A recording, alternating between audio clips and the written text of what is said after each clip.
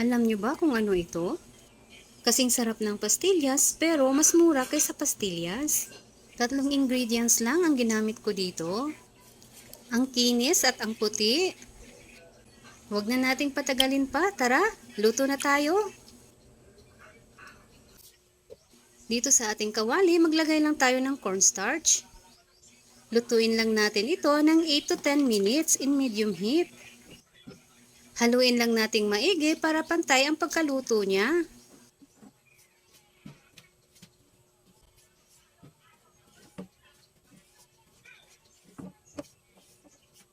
Ayan, pwede na. Ilipat lang natin sa isang malinis na lalagyan.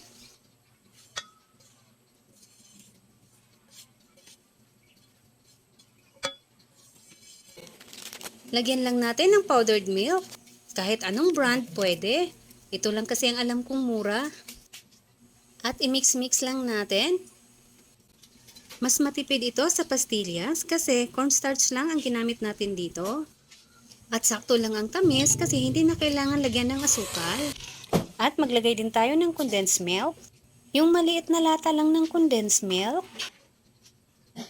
Dahan-dahan lang ang paglagay ng condensed milk hanggang sa makuha natin ang tamang consistency.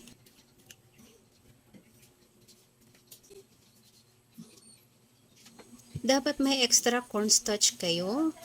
Para pag nasobra ang paglagay nyo ng condensed milk, mag-add na lang kayo ng cornstarch. May mga bagay na tama na sa akin, sobra naman sa iba. Ganun!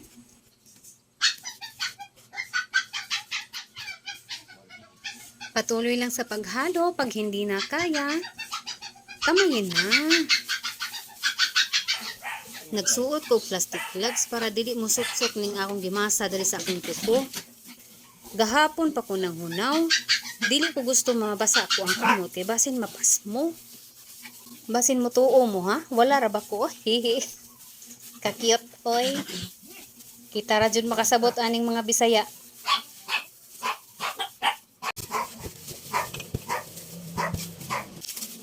At ito na ang tamang consistency na hinahanap natin.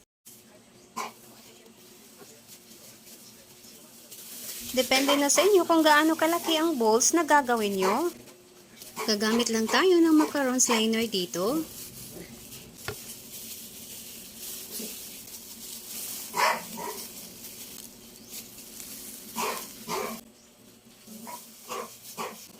Ayan, tapos na natin lahat. At lalagyan ko lang ng chocolate sprinkles. At optional lamang po ito. Promise, masarap talaga ito at tsak na magugustuhan ng mga chikiting. At eto na ang ating masarap na milk balls. Masarap ito pang regalo pero sa akin pa lang, kulang pa to. Sobrang sarap kasi, parang ayaw ko natigilan. O diba, ang cute, ang puti-puti. Try nyo na din po ito, pambaon ng mga chikiting. At masarap din ito, panghimagas. Isang araw lang ang itatagal nito. Kasi sa akin pa lang, ubos na to.